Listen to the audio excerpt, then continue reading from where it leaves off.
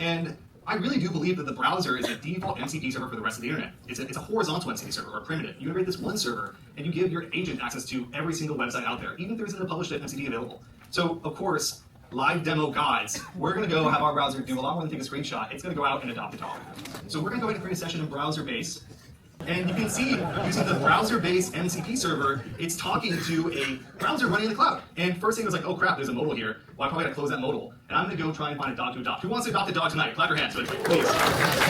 That is a ton of dogs we're going to be adopting. So let's just start with one. And you can kind of see it's using tool calls. So with the full context of the HTML, as well as the screenshot, models have gotten a lot better at being able to navigate complex pages. Looks like this modal popped up again. They really want that 200K match. So we'll see if the MCP server is able to navigate this and say, oh, I actually did. This is the replay. Sorry, I went so fast. So on Browserbase, we actually are able to replay sessions, show you what happened, as well as like the DOM of the page. But this dog they found is Pokey. So let's go ahead and pull a Pokey really quick.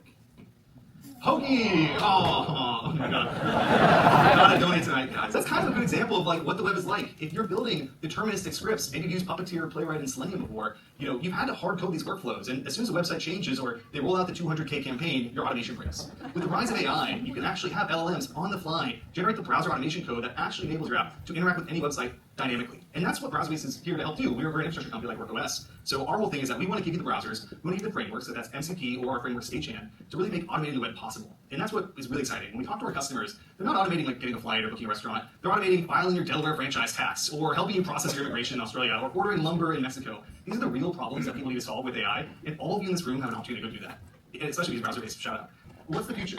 Like right now, you're running your agent in Cursor, right? Maybe this game should be reversed, honestly, because when I sleep, I want my agent to be running. So I think remote agents or asynchronous agents are on the way. And when you're able to use infrastructure that operates, even when your laptop is closed, that's where you're going to see agents really explode, and WorkOS will be in very good business at that time. So the final thing I'll share is that our MCP server is available today. If you want to go build an agent that can go operate anything on the internet, you can scan this QR code, install it. It works in Cursor, it works in Windsurf, it works everywhere. How's it better browser use? So browser use is a cloud platform for browser use Python SDK. Browserbase is just the infrastructure. We have Stagehand, our framework. Stagehand actually has more daily downloads than browser use, and you can think of like browser use is more for like POCs. Stagehand is for production usage. So if you're going enterprise first or selling a software, consider Browserbase and Stagehand.